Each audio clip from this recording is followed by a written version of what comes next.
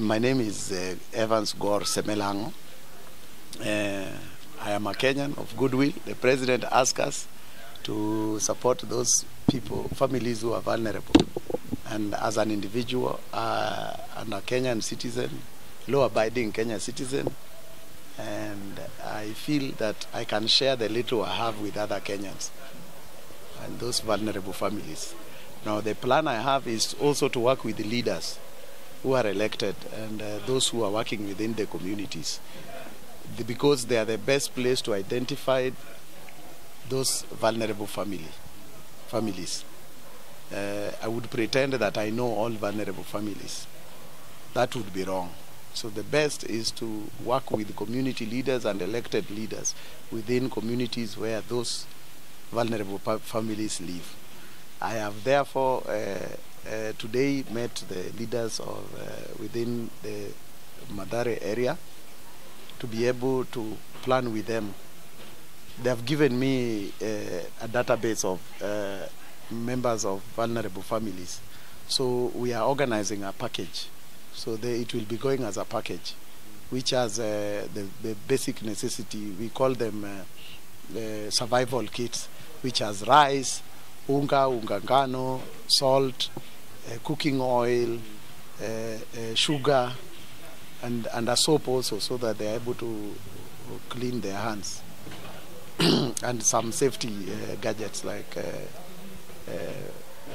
face masks. So basically it is that we are working on logistics as it is now. Once we are done with the logistics, tomorrow we'll be giving out some of the food stuff from tomorrow from 11:30. And it will be done simultaneously in Nyanza, in Kisumu. The lorries will be leaving in Nyanza, in Kisumu tomorrow. So I think the Professor Humphrey Obora, who is in Kisumu now, will be distributing that from Kisumu.